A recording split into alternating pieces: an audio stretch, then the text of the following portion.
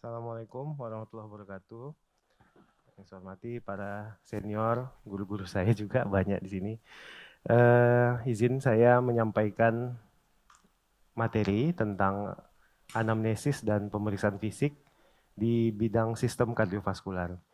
Tentu kita semua sudah tahu, bagi Bapak Ibu dosen ini seperti refreshing, dan juga untuk mahasiswa ini pembelajaran blok baru, dan mudah-mudahan nanti videonya bisa diputar kembali. Jadi kita hari ini dengan waktu yang diberikan, saya akan langsung ke mempraktekkan apa yang kita harapkan mahasiswa melakukan dan memahami apa yang harus dilakukan pada saat keterampilan klinis. Secara berurutan, sebenarnya urutan KKD-nya dia pemeriksaan fisik dulu, baru EKG, baru anamnesis. Karena kan anamnesis belakangan setelah dia mengerti. Tetapi karena kita juga instruktur, jadi kami sedikit modifikasi, saya akan menyampaikan anamnesis, kemudian pemeriksaan fisik, baru nanti Dokter Sela akan melanjutkan di pemeriksaan dan interpretasi EKG. Jadi kita sekuensnya sesuai dengan kebiasaan kita terhadap pasien. Jadi Bapak Ibu dan adik-adik mahasiswa sekalian, yang pertama kita melakukan anamnesis. Untuk anamnesis secara umum tidak akan berbeda dengan anamnesis di bidang lain, tetapi di kardiovaskular kita menambahkan menganamnesis faktor risiko. Ini yang sering menjadi tambahan. Jadi seperti biasa, kita akan bertanya, skenarionya tentu kita paham, sering ada 3 kondisi ya. Pasien datang dengan keluhan nyeri dada, kemudian sesak nafas, ataupun jantung berdebar. Di sesak nafas dia juga sering mengalami mudah lelah. Jadi itu bisa kita eksplorasi sebagai keluhan utama. Jadi kita bertanya, Pak, keluhan utamanya apa Pak? Saya merasa sesak nafas. Kalau pasiennya merasa sesak nafas, di kardiovaskular kita fokus ke apakah sesak nafasnya dyspnea on effort. Apakah sesak nafas Bapak rasakan semakin bertambah atau sangat terasa pada saat Bapak beraktivitas. Tentu aktivitasnya perlu ditanya. Kita pun kalau naik dari lantai 1 ke lantai 7 sesak juga gitu kan. Lantai 3 aja sesak gitu kan. Tapi yang kita perlu tanyakan apakah terasa sekali dengan dia aktivitas sehari-hari. Jadi biasanya dia nyapu, dia tidak sesak. Kalau ibu rumah tangga, sekarang dia merasa sesak. Atau kalau dia biasa, saya sanggup kok biasanya naik 3 lantai. Sekarang naik 1 lantai saja sudah sangat terasa. Nah itu kira-kira dalam sesak nafas. Kemudian yang kedua, kita bertanya apakah malam hari tidurnya harus dengan posisi duduk atau bantalnya banyak, jadi setengah duduk. Ini namanya ortopnu. Jadi dia pasiennya mengalami kongesti ketika dia berbaring rata. Ini terjadi karena ada volume redistribusi. Ketika kita berbaring telentang, maka venous return kita akan bertambah. Sehingga tekanan yang masuk ke dalam jantung, terutama di bagian kiri, left ventricular end diastolic pressure itu akan meningkat. Sehingga terjadi perpindahan cairan apakah ke interstisial ataupun ke alveoli, sehingga menyebabkan dia sesak. Jadi dia akan lebih enak di posisi duduk karena distribusi cairannya akan lebih banyak ke bawah dibandingkan ketika dia berbaring. Itu ortopnu. Kemudian yang ketiga adalah kita bertanya, Bapak, apakah Bapak ada terbangun tengah malam? Karena apa kan gitu? Ada yang bangun karena mau tahajud, ya bagus, lanjutkan gitu kan. Ada yang bangun karena sesak nafas. Tapi juga harus ditanya, kadang-kadang dia bisa terbangun dengan batuk-batuk. Saya itu batuk-batuk dok, malam-malam gitu. Jadi dia tidak bisa mendeskripsikan sesak nafas itu. Jadi apa terbangun Pak? Tiba-tiba terbangun batuk. Itu namanya paroxysmal nocturnal dyspnea.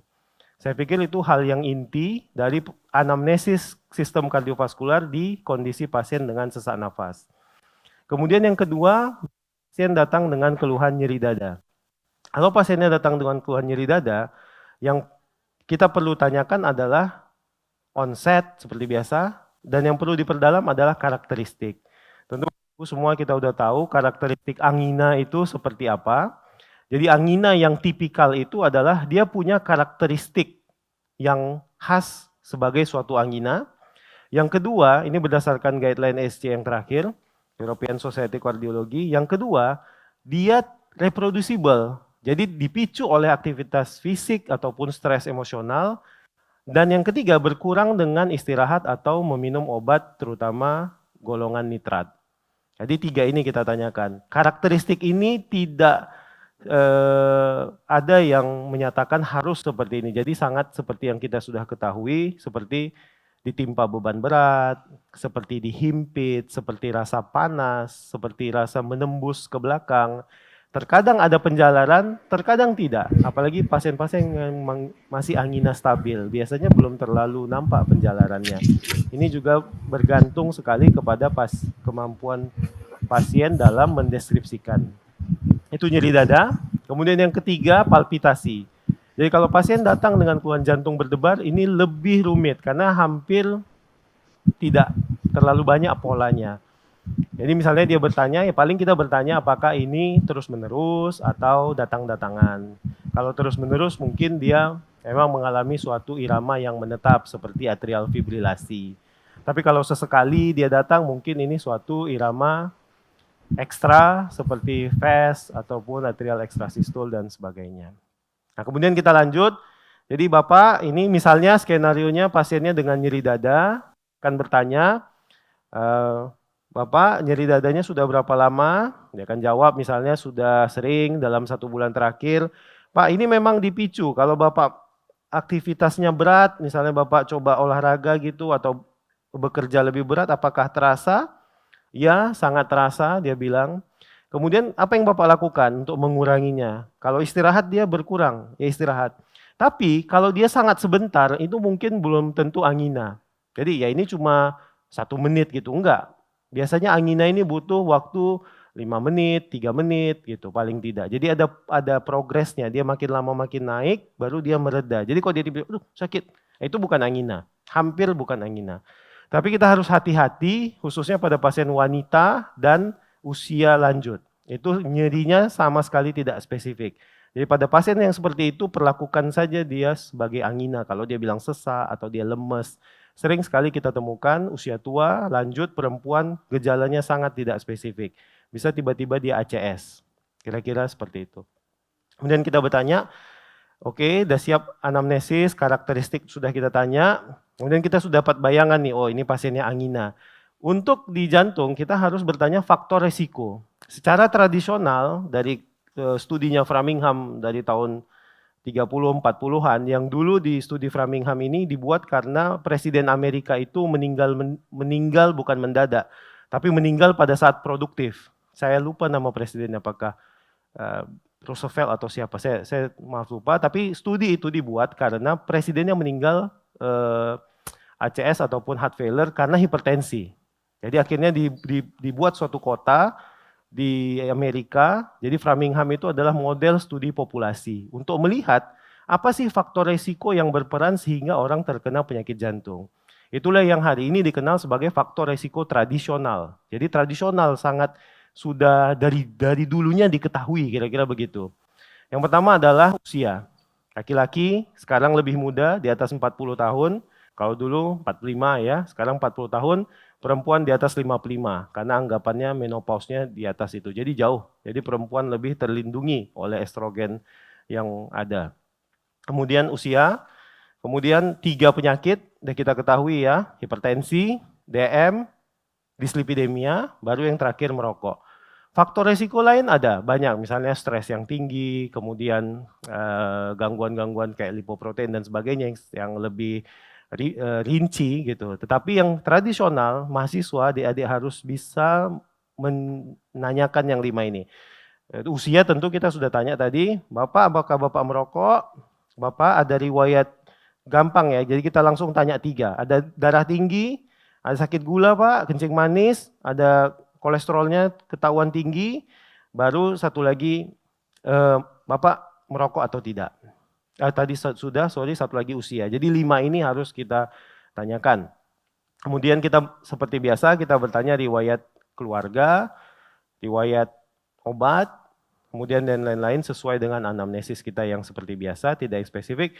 Tetapi khusus untuk riwayat keluarga, kalau dia bilang orang tuanya itu ada sakit jantung, kita harus bertanya, kenanya usia berapa dan sakit jantung apa? Yang kita sebut berhubungan adalah PJK yang prematur. Seandainya ibunya mengalami PJK di bawah 55 atau bapaknya mengalami PJK di bawah 40, itu PJK prematur, jadi belum waktunya. Itu berhubungan. Tapi kalau dia bilang bapak saya kena penyakit jantung koroner pasang ring umurnya 60, itu udah nggak ada hubungan, itu lifetime risk-nya aja yang ada. Artinya memang seseorang akan kena gitu dengan resikonya, bukan karena dia punya sesuatu di dalam genetiknya. Kira-kira begitu. Kita tanya tadi riwayat obat, RPT, RPO, kemudian seperti adik-adik mahasiswa juga sudah terlatih ya, riwayat sosial, riwayat gizi itu akan ditanyakan. Oke. Assalamualaikum warahmatullahi wabarakatuh. Jadi untuk keterampilan dasar pada pagi hari ini saya akan memberikan tentang materi X-ray. Jadi penilaian X-ray itu untuk sistem kardiovaskular. Ya, slide. Jadi yang seperti kita ketahui semua ya. Jadi untuk penilaian kardiovaskular pada chest X-ray itu ada dua struktur dia, jantung dan sistem pembuluh darah yang terlihat. Jadi yang kita lihat itu hanya berupa hitam, abu-abu, dan putih. Ya, slide. Ya, jadi barangkali seperti yang sudah kita ketahui bersama, yang akan kita nilai itu adalah pembesarannya, bentuknya seperti apa untuk jantung ya, posisinya, apakah ada dominan di kanan atau di kiri. Seperti kita ketahui bahwa jantung itu lebih dominan di kiri, walaupun ada sebagian sisinya di sebelah kanan. Ya, lalu kita harus mengetahui juga batasnya, ya. Batas kanan dibentuk oleh apa, batas kiri dibentuk oleh apa. Next. Ya, untuk pembuluh darahnya barangkali yang harus kita nilai adalah corakannya, posisinya. Yang dimaksud dengan corakannya itu bagaimana corakan pembuluh darahnya, apakah kelihatan sepi dia, apakah ramai, apakah dia sesuai dengan kondisi pasiennya ya. Terus posisinya, maksudnya ini adalah posisi seperti misalnya apakah struktur aortanya di sebelah kanan, akus aortanya apakah di sebelah kiri. Ya, terus bagaimana keadaan hilusnya? Hilusnya penting juga untuk menilai sistem vaskularnya, ya, tempat keluarnya arteri dan vena pulmonalis tersebut. Next. Ya, ini hanya sekilas saja ya. Terus next. Ya, jadi biasanya untuk penilaian jantung secara X-ray, biasanya kita pakai posisi PA. Posterior anterior, artinya sinarnya dari posterior, bagian anterior itu menempel ke kaset. Jadi kenapa kita lakukan? Karena kita harapkan bentuk dan ukuran jantung ini mendekati ukuran normalnya. Jadi kalau misal dari ukuran posisi AP, itu jantungnya akan kelihatan lebih besar. Makanya idealnya adalah posisi PA. Next. Kadang-kadang kita juga butuhkan posisi lateral untuk menilai struktur tertentu. Misalnya apa? Misalnya pada posisi PA kita tidak begitu jelas melihat atrium kiri. Sedangkan nanti kalau pada posisi lateral kita bisa melihat struktur atrium kirinya, misalnya membesar atau tidak. Oke, karena coba kembali lagi yang tadi back slide sebelumnya. Oke, karena pada posisi PA kita hanya melihat atrium kanan, ventrikal kanan dan ventrikal kiri. Struktur atrium kiri dia terletak di belakangnya. Jadi kalau untuk menilai apakah pembesaran yang melibatkan chamber dari atrium kiri, biasanya kita butuhkan adalah posisi lateral tadi. Next. Ya, next. Ya, jadi ini seperti yang di awal saya bilang tadi ya, untuk keterampilan dasar ini, jadi kita hanya melihat gambaran putih, abu-abu dan hitam. Jadi untuk jantung yang harus diketahui barangkali itu keterampilan dasarnya adalah batasnya tadi seperti saya sebutkan tadi. Ini adalah atrium kanan, lalu ke atas dia aorta ascendens, kita bisa melihat sebagian dari vena cava superior, lalu lengkungan ini adalah arcus aorta, lalu masuk ke atrium pulmonary window-nya, lalu masuk ke ventricle kiri, dan paling ujung ini adalah apexnya. Ya, seperti yang saya sebutkan tadi, struktur atrium kiri tidak terlihat di posisi PA, maka dibutuhkan kadang-kadang posisi lateral untuk melihatnya. Nah, di posisi lateral ini yang akan kita lihat juga adalah bagaimana retrocardiac space dan retrosternal space-nya.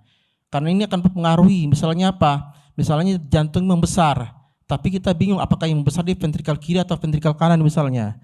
Ya biasanya kalau misalnya dia ventrikel kanan, dia akan melebihi atau melebihi menempel sepertiga dari osternum. Ya, jadi kita kadang-kadang perlu konfirmasi posisi untuk memastikan chamber mana yang membesar. Next. Ya ini juga barangkali sudah pada tahu ya, CTR ya, kardiothoracic ratio untuk bagaimana cara pengukurannya. Next. Ya ini seperti saya bilang tadi, jadi pembesaran jantung itu tidak hanya dipengaruhi oleh faktor internal seperti apakah ada dilatasi dari chambernya, apakah ada pembesaran hipertrofi misal dari miokardiumnya, tapi kadang-kadang faktor inspirasi, faktor usia, faktor posisi, ini faktor posisi juga, faktor jarak dengan pasien dengan sinar juga mempengaruhi pembesaran jantung. Juga yang juga mempengaruhi pembesaran jantung itu ada juga kelainan dari tulang-tulangnya di dinding dada. Nanti ada contohnya saya kasih. Next. Ya ini sekedar mereview lagi ya bagaimana cara mengukur pembesaran jantung. Tetap harus dari posisi PA yang idealnya. AP bisa kita ukur, bisa, tapi barangkali nanti rasionya lebih dari 55%. Kebanyakan yang dilakukan adalah posisi PA.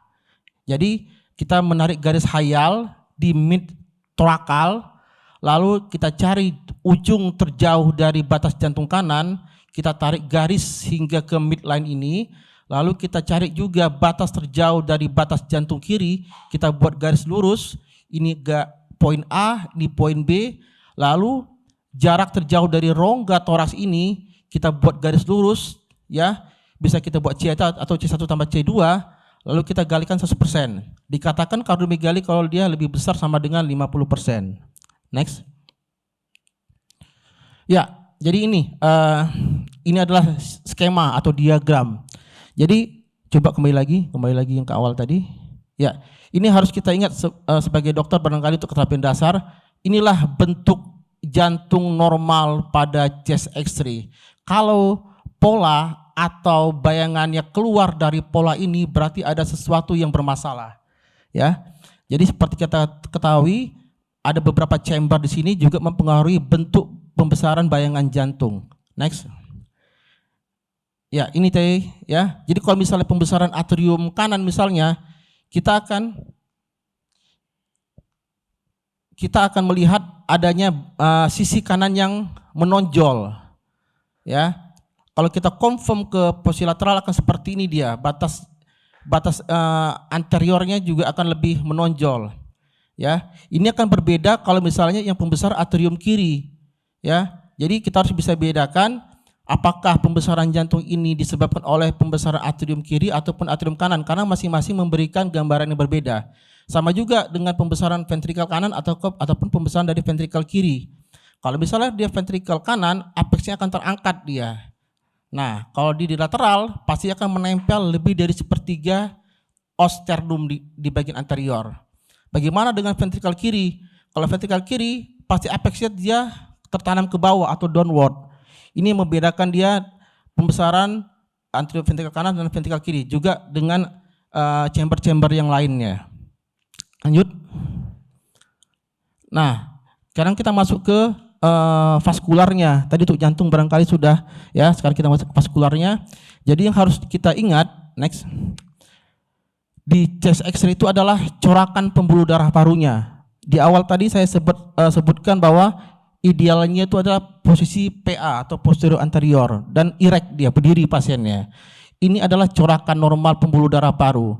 Kalau pada posisi PA dan erect, pasti di bagian basal corakan pembuluh darah paru itu akan lebih ramai dia dibandingkan dengan bagian apex atau bagian atasnya. Makin ke perifer dia makin menipis. Ini adalah pola atau pattern normal dari corakan pembuluh darah paru. Nah, kalau dia keluar dari pola ini, misalnya seperti ini misalnya, bagian atasnya lebih ramai, banyak cabang-cabangnya, berarti ini tidak normal. Sama juga dengan seperti ini, ya, makin ke bawah makin banyak, ke perifer makin banyak, ke apex juga makin banyak, berarti ini juga tidak normal. Jadi patokannya ini patokannya. Kalau keluar dari pola seperti ini, berarti ada sesuatu permasalahan di sistem pembuluh darahnya secara hemodinamiknya. Next. Ya, jadi ada beberapa istilah yang kita gunakan, misalnya ada pulmonary congesti, pulmonary pletora, pulmonary oligemi, dan pulmonary hipertensi yang dapat terlihat pada pemeriksaan chest X-ray. Next. Ya, ini contoh pulmonary congesti. Ya, seperti saya bilang tadi di awal, pembuluh darah paru itu dia di bagian basal akan terlihat jelas dibandingkan di bagian atas. Tapi ini kebalikannya dia. Di bagian atasnya lebih kelihatan jelas. Ya, berarti ini ada sesuatu permasalahan di sistem hemodinamiknya. Ini kita namakan dia pulmonary congesti. Next. Nah, ini malahan kebalikannya. Sama sekali di lapangan bawah, tengah, dan atas pembuluh darahnya sepi sekali. Nggak ada marking atau gambaran garis-garis putih. Ya, ini kita namakan pulmonary oligemi.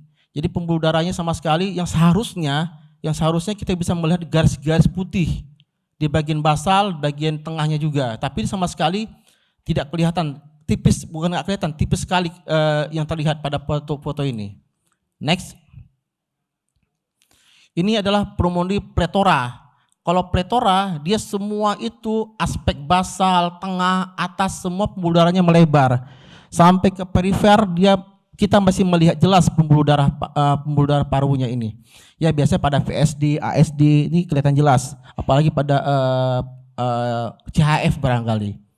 Yuk, next. Ya, ini yang kita namakan hipertensi pulmonal ya. Kita bisa melihat jelas adanya konus pulmonalis yang menonjol dan adanya penebalan dari struktur hilus ya. Ini khas. Jadi kalau misalnya ada penebalan hilus kanannya, ada konus pulmonalis yang menonjol, ini pasti arahnya ke hipertensi pulmonal. Lanjut.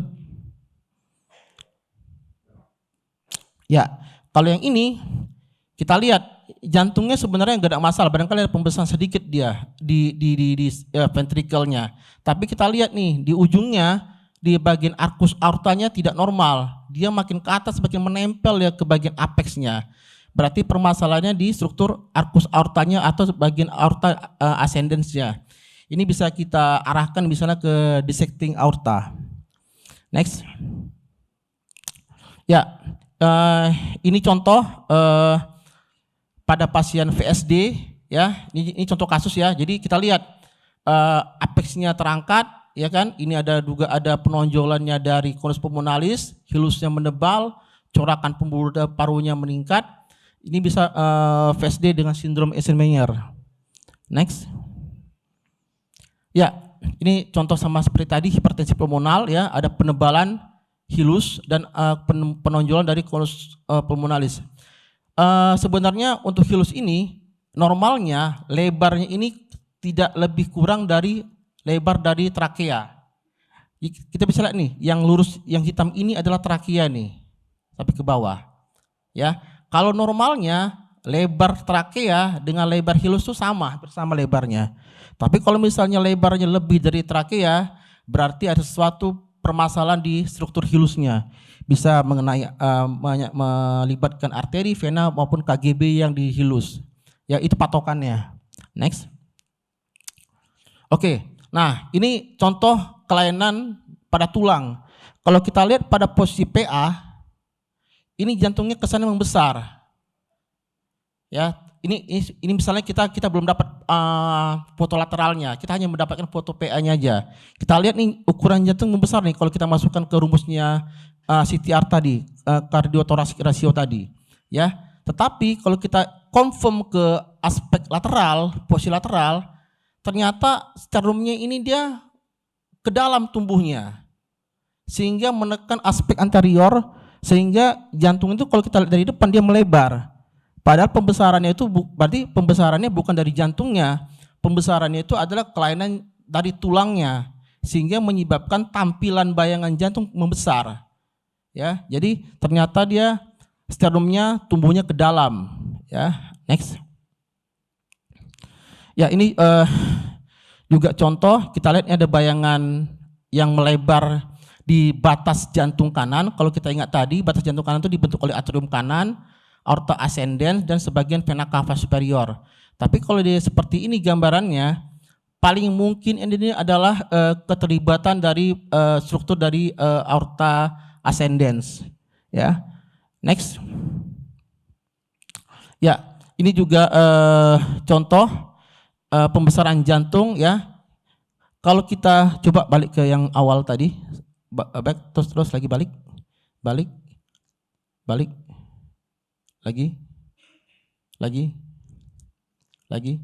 kita balik yang normal tadi lagi, supaya oke lagi, balik, terus,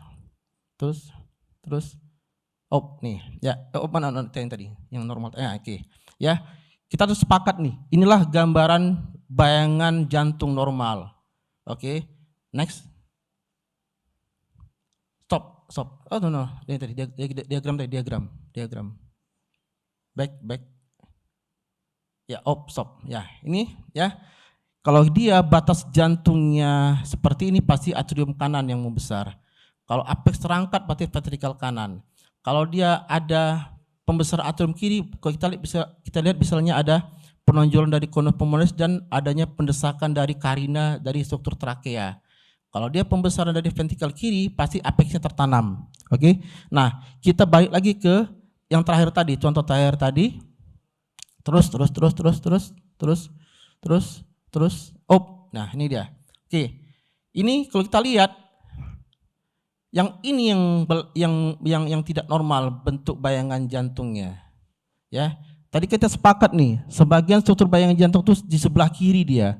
Tapi ini hampir sama dia, ya, di sebelah kanan. Jadi ini lebih condong pembesaran jantungnya disebabkan oleh keterlibatan dari atrium kanannya. Oke, next. Oke, ini juga kita lihat pembesaran jantung tapi ventrikelnya ini membesar ventrikelnya. Ya, permasalahannya kalau misalnya kita memasukkan di pembesaran ventrikel, apakah ventrikel kanan atau ventrikel kiri, kita lihat apakah apexnya terangkat atau tertanam.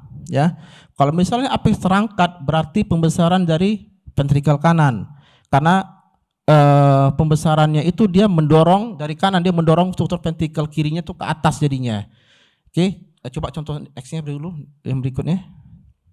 Oke, ya, balik lagi. Ya, oke, lihat. Kalau yang ini kita sepakat nih, batas jantung kirinya yang membesar. Oke, tapi lihat kalau kita ikuti yang dari sini kemari, apexnya terangkat. Ya, ini apex itu adalah titik terjauh dari jantung sebelah kiri. Di sini dia nih, ya. Jadi apexnya terangkat berarti pembesaran ini disebabkan oleh adanya pembesaran dari struktur ventrikel kanan. Next. Nah, kalau yang ini berbeda lagi, jantung membesar, tapi lebih dominan kiri dan dengan apex yang tertanam nih, apexnya ke bawah. Berarti pembesaran disebabkan oleh pembesaran dari chamber dari ventrikel kiri. Next. Nah, ini kalau kita lihat, ini barangkali juga sudah tahu semuanya, barangkali ini adalah pembesaran jantung juga, tapi pembesarannya simetris dia kanan kiri. Ya, ini khas sekali untuk efusi perikardium. Oke, next. Oke, terima kasih. Assalamualaikum warahmatullahi wabarakatuh. Coba balik ke slide yang ada ukuran tadi, yang ada rumus kardiotorasik ya tadi.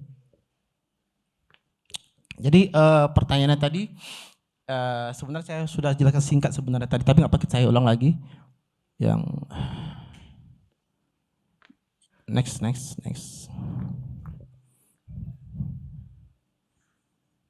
Jadi kenapa kita lakukan terus kita ya itu dia. Kenapa kita lakukan dia posisi PA? Karena posisi PA itu artinya sinar itu dari posterior, dari belakang, bagian peragaan. Ini namanya PA. Jadi sinarnya itu dari belakang, bagian anteriornya menempel kasetnya, Jadi objek apapun yang menempel di kaset itu akan mendekati ukuran normalnya. Nah, bedanya dengan AP berarti sinarnya dari anterior. Kasetnya di belakang. Jadi jarak kaset ke jantungnya itu pasti ada jaraknya lagi. Itu yang menyebabkan mengapa ukuran jantungnya menjadi lebih besar. Yang kedua, posisi AP itu biasanya kita gunakan pada pasien yang kondisinya tidak stabil. Jadi misalnya pasien yang tiba-tiba jatuh atau pasien tidak sadar, pasti dia di tempat tidur kan. Nah, di tempat tidur pasiennya nggak bisa berdiri. Jadi sinarnya dari atas dia, dari anterior. Jadi kalau misalnya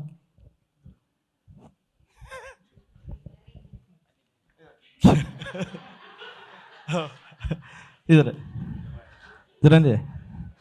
Jadi kalau misalnya pasien kecelakaan tuh pasti kan di IGD kan pasiennya tiduran nih. Pasti sinarnya dari atas. Kasetnya di bawah. Itu kita namakan juga posisi AP tapi posisi supine dia. Bentuk ukuran jantung pasti akan lebih besar lagi. Yang kedua, kalau pasien tiduran, pengaruh gravitasinya membuat diafragma tuh dia setinggi kira-kira coste posterior tuh setinggi sekitar 5-6 posterior.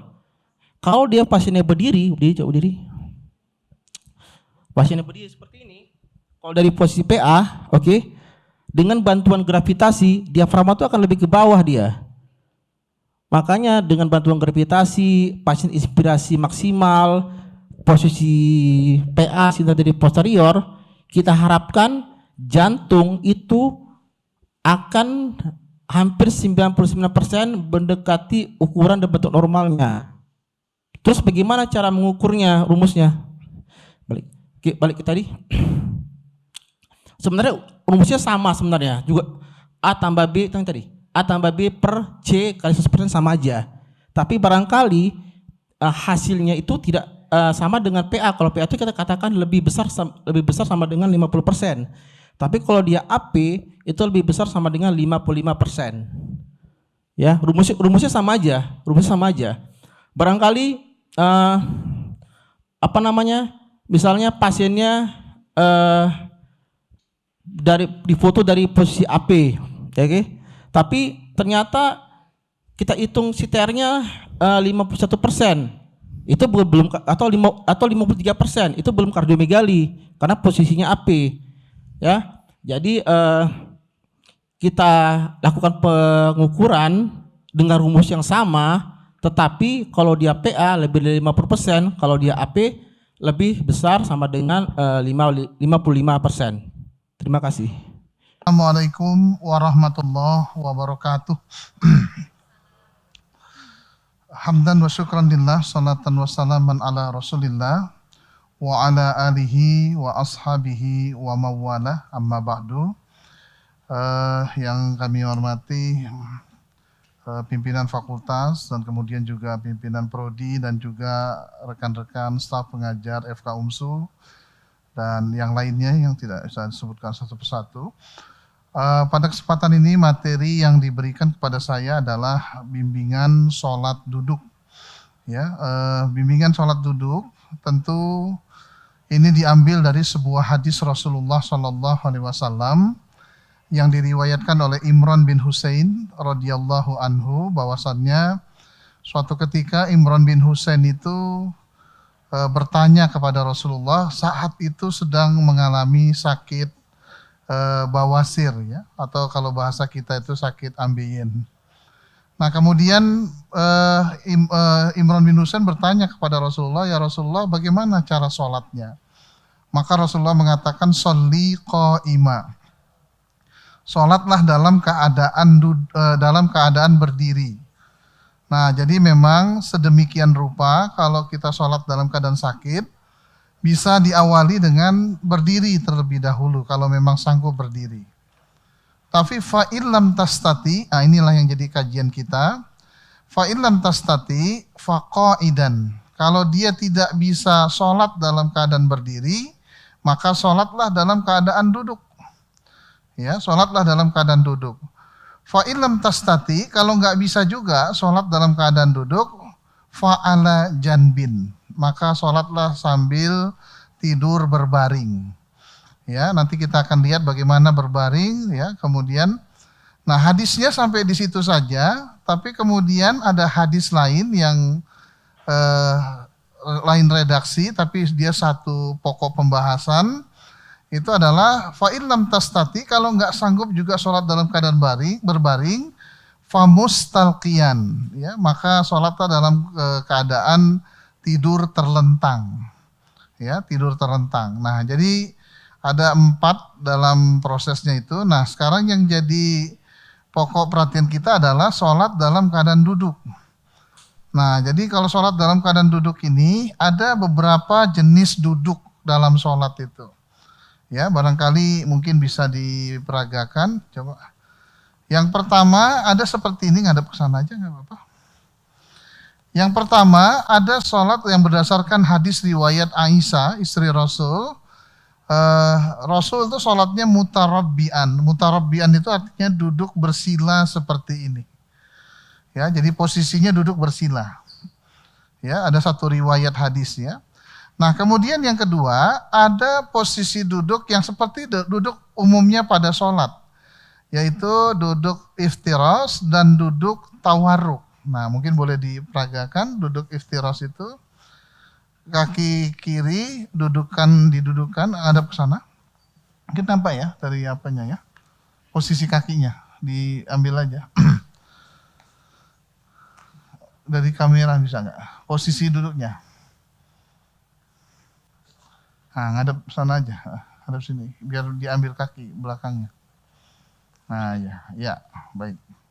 Nah, posisi duduk iftiras, ya, disebutkan dalam sebuah hadis, jalasa ala rijlihil yusra wa nasabal yumna. Jadi kaki kiri duduk di atas hamparan kaki kirinya tuh ya.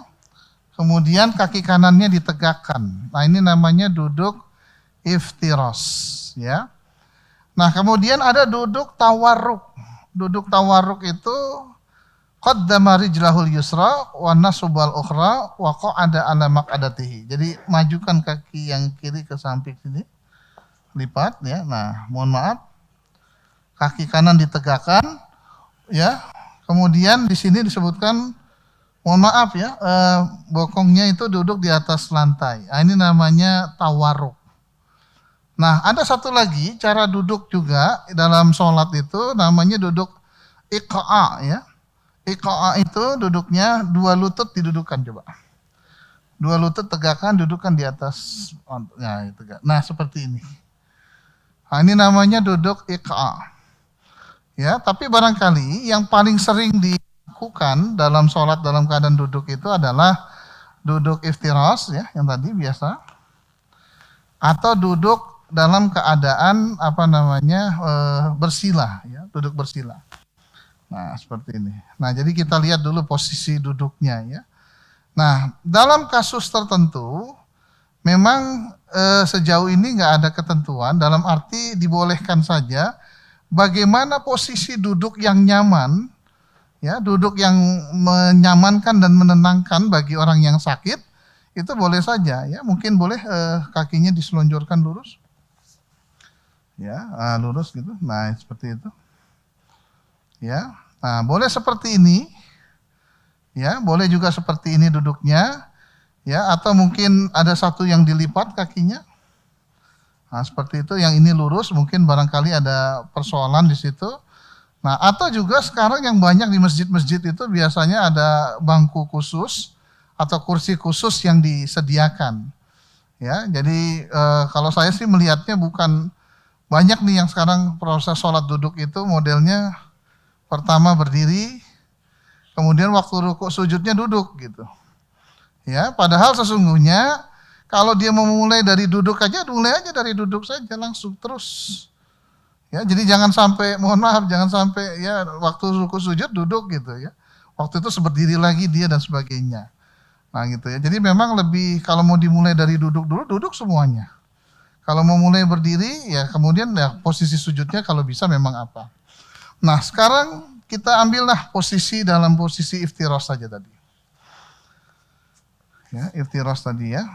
Nah, jadi satu hal yang pernah dilakukan oleh Rasulullah, ada satu hal yang dilarang, nggak boleh Rasulullah melakukan itu, kata Rasul nggak boleh dilakukan, yaitu waktu itu ada sahabat Nabi yang menaruh meja di depan posisi duduk seperti ini.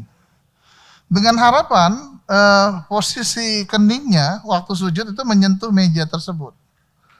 Nah kalau kita mungkin bantal lah atau apa namanya begitu ya. Nah maka karena waktu itu oleh Rasulullah diangkat ini dan dilempar oleh Rasul dan dibuang ke tempatnya. Jadi posisinya kalau memang bisa memungkinkan dia duduk langsung sujud, sujud. Tapi kalau nggak bisa, itulah dalam sebuah hadis disebutkan istilahnya imaan. Imaan itu artinya cukup menganggukkan kepala, waj'al sujudaka afadha min ruku'ika. Jadikan posisi sujud itu lebih rendah daripada posisi ruku. Ya, mungkin cara pertama boleh dilakukan ya. Nah, sujud langsung sempurna. Sujud sempurna gini. Nah, ini boleh. Dalam posisi duduk seperti ini, kalau kita mau ngambil posisi seperti ini dan memungkinkan, ya lakukan sedaya mungkin. Nah, tapi kalau enggak, ya cukup dengan waktu ruku, ya ruku agak nunduk, ya nunduk seperti ini, ya. Kemudian sami Allah, ya angkat tangannya sami Allah. Nah, baru sujudnya agak rendah. Nah, agak rendah seperti ini. Ya, jadi waj'al sujudaka afadha min ruku'ika. Jadi kan sujudmu itu lebih rendah daripada rukukmu. Nah, jadi persoalan sholat duduknya ya seperti itu. Jadi artinya tidak terlalu banyak menyulitkan karena memang ajaran Islam itu selalu memberikan kemudahan-kemudahan. Ya, jadi la yukallifullahu nafsan illa wus'aha ya. Atau yuridullah bikumul yusra wala yuridu bikumul usra. Allah hendak menjadikan semua itu mudah, bukan menjadikan sulit ya. Jadi dalam Islam itu diberikan kemudahan-kemudahan terutama untuk sholat. Nah, namun memang ada hadis juga yang menyebutkan bahwa sholat berdiri itu lebih afdol daripada sholat duduk. Nah, ada yang menyatakan dalam hadis sholat berdiri itu pahalanya lebih sempurna daripada sholat duduk. Jadi separuh itu pahalanya. Ya, nah tapi memang ya namanya juga orang sakit ya. Orang sakit itu tentu tidak sama dengan posisi lainnya. Nah, mungkin baik agak mundur sedikit. Nah, ya posisinya sama seperti tadi duduknya ya. Nah, lakukan sholat seperti biasa ya dari takbir. Ya, ini kita pakai cara yang pertama dulu, boleh dilakukan ya, silakan takbir. Nah, setelah selesai takbir, biasa kita membaca doa iftitah, Al-Fatihah dan surat pendek. Kemudian takbir untuk ruku, dianggap sholat 2 rakaat ya. Nah, kemudian sami Allah ya, i'tidal. Nah, baru sujud sempurna, boleh. Ya, kalau memungkinkan, kalau bisa ya, kalau nggak bisa jangan dipaksakan. Nah, duduk lagi, ya. Nah, baru kemudian sujud lagi yang kedua, ya. Nah, ya baik, anggap aja sudah 2 rakaat ya, kemudian di rakaat ke apa namanya ya. Nah, kalaupun duduknya mau iftiras boleh, nggak iftiras pun juga nggak apa-apa. Jadi misalnya dia sholat subuh itu harus iftiras ya, memang kan banyak pandangan-pandangan ya. Jadi kalau orang sakit itu Rasul pernah waktu sakit itu dia duduknya iftiras. Makanya nanti jangan heran, ada beberapa mazhab dalam Islam, duduk rakaat kedua dengan duduk rakaat keempat sama aja. Iftiras semuanya. Ada duduk rakaat kedua dan keempat duduknya tawaruk semuanya. Ada yang begitu. Nah, jadi kita nggak usah nyalah-nyalahkan orang begitu ya, karena memang sudah ada pendapat mazhabnya, ya kita sangat terbuka. Nah, tapi ya yang sesuai sunnahnya adalah ya duduk iftiras di 2 rakaat pertama, kemudian duduk tawaruk. Kalau memang bisa melakukan duduk tawaruk. Nah, kemudian yang kedua, ya seperti biasa takbir. Ya. Nah, waktu ruku, ya takbir untuk ruku, ya turunkan kepalanya sedikit, ya. Nah, kemudian sami Allah, ya. Nah, baru sujudnya kepalanya agak nunduk lebih rendah daripada rukunya. Nah, seperti ini ya. Nah, duduk lagi seperti biasa, ruku lagi, sujud lagi. Ya. Nah, baru kemudian seperti biasa duduk. Ya, tahiyat seperti biasa, nggak ada perubahan, nggak ada yang berubah di situ, dan kemudian salam ke kanan maupun ke kiri. Ya, silakan. Nah, jadi kalau sholat duduk itu barangkali bisa menghadap ke arah kiblat lah ya, kita bisa menstelnya. Tapi kalau sholat dalam keadaan berbaring ya nggak bisa di setel lagi tempat tidurnya, maka sholatlah dalam keadaannya seperti itu. Ya, jadi jangan dipaksakan bahwa oh ya harus di setel lagi. Kalau memang bisa silakan. Tapi kalau nggak bisa ya sholat dalam keadaannya, ya, gimana pun dia berada, dia bisa melaksanakan sholat. Nah, tetapi satu hal barangkali yang ingin saya sampaikan, ada juga yang sebagian ulama mengatakan li hurumatil waqt namanya. Ada waktu-waktu terlarang sholat dan artinya karena dianggap sholatnya tidak sempurna, nanti kalau udah sehat dikodok, diganti. Ya, tapi dalam pemahaman tarjih Muhammadiyah, karena kebetulan kita di Universitas Muhammadiyah, dalam pemahaman tarjih Muhammadiyah nggak perlu ada mengkodok sholat. Itu yang 9 apa yang lama. Nah, itu ada bantuan siapa? Nggak perlu ada mengkodok sholat. Jadi artinya nggak perlu dikodok sholatnya, diganti. Ya, jadi mana sholat yang didapati, ya itulah yang dia dikerjakan saja. Ya, sesuai dengan tata caranya. Nah, barangkali ini sholat dalam keadaan duduk yang diberikan kepada saya. Mungkin kalau sebelum ada pertanyaan silahkan. Ya.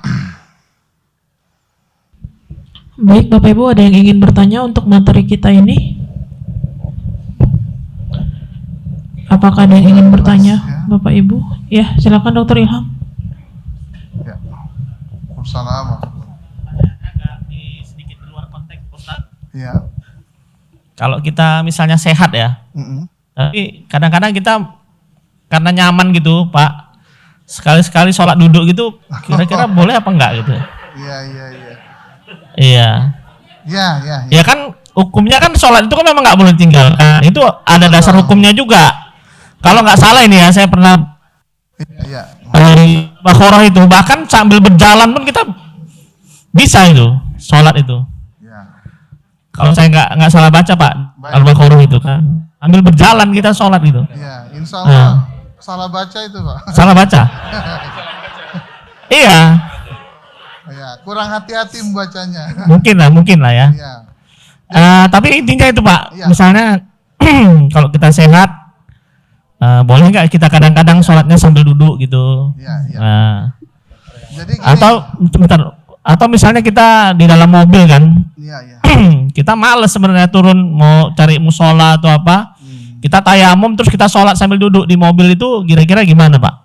Iya. Terima kasih. Assalamualaikum warahmatullahi wabarakatuh. Ya, waalaikumsalam warahmatullahi wabarakatuh. Jadi pertama dulu mungkin yang mohon maaf ya, yang sholat dalam keadaan jalan atau apa ya. Memang benar ada ayat Quran, ada hadis juga yang menyebutkan. Tapi itu yang disebut dengan dalam istilah ilmu fikih sholatnya itu namanya sholat dalam keadaan perang atau sholat khauf namanya. Sholat dalam keadaan takut. Ya, jadi kalau kita lihat kemarin kan ada di video yang viral ya, di ketika ada presiden sholat, itu pengawalnya agak lama dia rukuknya, agak berdiri dulu sebentar. Dan memang itu ada riwayatnya di Quran maupun juga di hadis. Ya, bahkan kita sholat sambil jalan dalam keadaan khawatir, takut, itu dibolehkan. Nah, tapi kan konteks kita di Indonesia tidak seperti itu adanya. Nah, kemudian kalau ditanyakan boleh nggak sholat duduk kita? Dalam sholat sunat itu dibolehkan. Dalam sholat sunat ya, ada riwayat waktu itu Nabi kita mau sholat wajib gitu ya, sedang sholat sunat di masjid, beliau melakukannya dengan cara duduk dan tidak dalam kondisi sakit apapun. Nah gitu. Jadi ini mungkin barangkali jarang disampaikan dalam kajian-kajian fikih itu ya. Jadi Rasul sholatnya duduk dan beliau tidak sakit. Nah jadi dia duduk pada waktu itu dan kemudian para sahabat begitu sholat wajibnya Rasul berdiri tegak sempurna seperti biasa. Nah itu dibolehkan. Nah tetapi sekali lagi, walaupun itu dibolehkan, ada riwayat yang menyebutkan sholat dalam keadaan berdiri itu pahalanya lebih sempurna separuh daripada sholat duduk dan seterusnya. Gitu. Jadi memang lebih utama itu yang kesempurnaannya yang diambil itu. Nah tapi mohon maaf kalau tadi ada bahasa ceritanya mobil aja lah males gitu ya.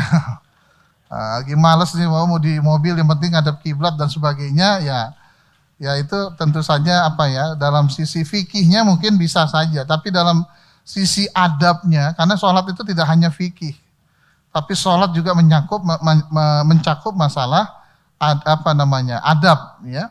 Misalnya secara fikihnya, ya batasannya dari atas pusat sampai bawah mata kaki, bawah lutut, bagi bagi laki-laki. Mungkin pakai kain sarung aja, terus nggak pakai baju apa-apa, ya sah saja sholatnya. Tapi itu kan secara fikihnya. Tapi secara adab ini kurang punya adab gitu ya. Kadang-kadang memang adab itu di atas ilmu, ya pas betul itu. Ya makanya etika itu juga penting sebenarnya ya. Nah, nanti jangan dikembangkan lagi etikanya ya. Karena bicara etik ini sekarang lumayan sangat sensitif gitu ya. Ya. Nah itu. Jadi itu ya, jadi artinya Dr. Ilham kalau dia perkaranya nah tapi kalau di kendaraan, pas kendaraan lagi jalan, terus kita nggak berhenti nih mobil kita atau bus kita, ya tayamum di situ, kemudian sholat duduk walaupun nggak ngadep kiblat, jalannya berputar-putar lewat kelok 9, ya udah sholat aja dalam keadaan duduk di mobil itu.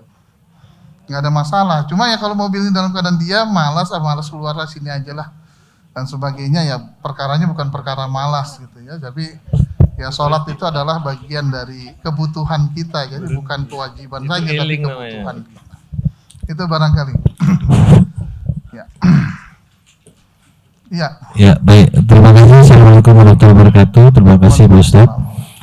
Ini tentang praktek ibadah sholat memang untuk orang sakit. Yang ingin saya tanyakan, bagaimana pengaturan saf misalnya? Ini kan banyak orang tua dengan OA, osteoartritis. Sekarang masjid-masjid sudah menyediakan kursi. Nah, ada yang orang tua pokoknya dia harus di tengah, depan. Nah, sementara kursi sehingga saf itu tidak rapat ya, karena sunnahnya kan harus bersentuhan kaki itu antara orang jemaah satu dengan jemaah lain ya, saf yang rapat itu satu Pak Ustaz. Kemudian di suatu kondisi di mana kita berada di tempat yang kita tidak yakin kebersihannya, sehingga kita misalnya di hotel, hotel ini kita ragu kebersihannya karena pekerjanya datang masih pakai sepatu, boleh nggak kita sholat di atas kasur misalnya, di atas depan, tidak menyentuh tanah kita sudah, boleh nggak seperti itu Pak Ustaz? Terima kasih. Assalamualaikum warahmatullahi wabarakatuh. Ya baik, mungkin dari yang kedua dulu ya. Yang kedua itu memang lebih praktis ya, dalam arti tidak ada ketentuan ya, misalnya sholatnya harus di lantai, harus di atas tempat tidur dan sebagainya. Ya, jadi mungkin tadi karena persoalannya adalah khawatir kurang bersih ya, banyak najis dan sebagainya, ya maka tidak mengapa sholat di atas tempat tidur atau apa dan sebagainya. Jadi ya memang persoalannya gampang saja ya. Ya karena lebih tinggi dia posisinya ya. Mungkin bisa bagaimana. Nah, kemudian yang pertama tadi perlu ditegaskan juga bahwa dalam hadis-hadis tentang perapatan saf itu tidak mesti nempel kaki. Ya, karena ketika kita baca hadisnya ada dua hadis di situ. Pertama riwayat Anas bin Malik dari Bukhari, satu lagi dari Nu'aim bin Bashir ya, Nu'man bin Bashir di hadis riwayat Abu Daud, dan dua-duanya sama-sama sahih. Itu ada seorang sahabat Nabi ketika disuruh merapatkan Nabi posisi saf, dia ketakutan sehingga menempelkan bahunya dengan bahu orang sebelahnya, lututnya dengan lutut orang sebelahnya, dan mata kakinya dengan mata kaki orang di sebelahnya. Ya, nah, jadi kemudian itu tidak menunjukkan bahwa itu harus seperti itu. Karena kalau kita praktekkan lutut dengan lutut ditempel susah. Bahu dengan bahu juga, apalagi mata kaki. Nah makanya oleh karena itu ya ada sebagian ulama memilih bahu dengan bahu saja bersinggungan. Ya tidak terlalu menempel, yang penting jangan ada celah-celah yang bisa masuk setan di situ. Ya itu sudah cukup, jadi tidak perlu nempel-nempel kaki. Nah berkaitan dengan posisi yang pakai kursi, bangku itu bagus di mana? Memang tidak ada ketentuan harus di pinggir semua yang pakai kursi itu atau di tengah ya. Tergantung kita memulai posisi safnya dari mana dulu. Ya, karena saf di depan itu harus diisi dulu. Ya, nggak mungkin dia ngambil ke pinggir saf tapi ada kekosongan di tengahnya gitu. Jadi ya dari mana dia memulai, di belakang imam, dari situ dia mulai. Nanti ada yang nyambung lagi, tidak ada masalah. Nah, tapi kalau sudah dalam posisi semua banyak, ya sebaiknya dia mengambil di posisi yang paling pinggir. Ya, kalau sudah berkumpul semua gitu ya, ambil posisi yang paling pinggir. Nah, tapi kalau dia mulainya dari tengah, belum ada yang penuh, ya ambil aja di depan itu duduk. Tapi jangan di belakang imam. Karena kita khawatir yang di belakang imam itu adalah kelak akan mengganti imam kalau imam terjadi sesuatu kepada imam. Maka yang di belakangnya bisa menggantikan posisi imam. Nah, seperti itu, Dok. Ustaz, kalau orang sakit tadi boleh nggak menjadi imam? Orang sakit tadi dengan posisi duduk, sementara kita berdiri, boleh nggak dia menjadi imam? Iya, sebenarnya boleh ya. Tapi memang ada orang yang lebih memilih bahwa ya kalau bisa yang lebih sempurna, yang lebih sehat. Dan itu pernah terjadi sama Rasulullah. Jadi Rasulullah waktu itu jatuh dari kuda dan kemudian terjadi pembengkakan di lambungnya waktu itu. Rasul awalnya sholat berdiri.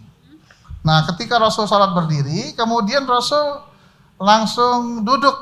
Nah, ketika Rasul duduk, para sahabat masih berdiri semuanya dan beliau memberi isyarat supaya yang tadinya berdiri supaya duduk seperti beliau. Nah, jadi kalau memang ya Rasul kan tentu seorang apa ya yang disegani. Ya kalau dia sholat duduk ya boleh nggak ya? Boleh saja. Boleh. Ya, tapi kalau memang ada imam, kalau bagi kita lah semua gitu. Kalau ada imam yang lebih sempurna, lebih baik dan sholatnya dalam keadaan berdiri, kenapa tidak kita ngambil yang sempurna itu tadi. Dan kalau itu dilaksanakan, sholatnya tetap sah. Ya, boleh dilakukan seperti itu. Ya.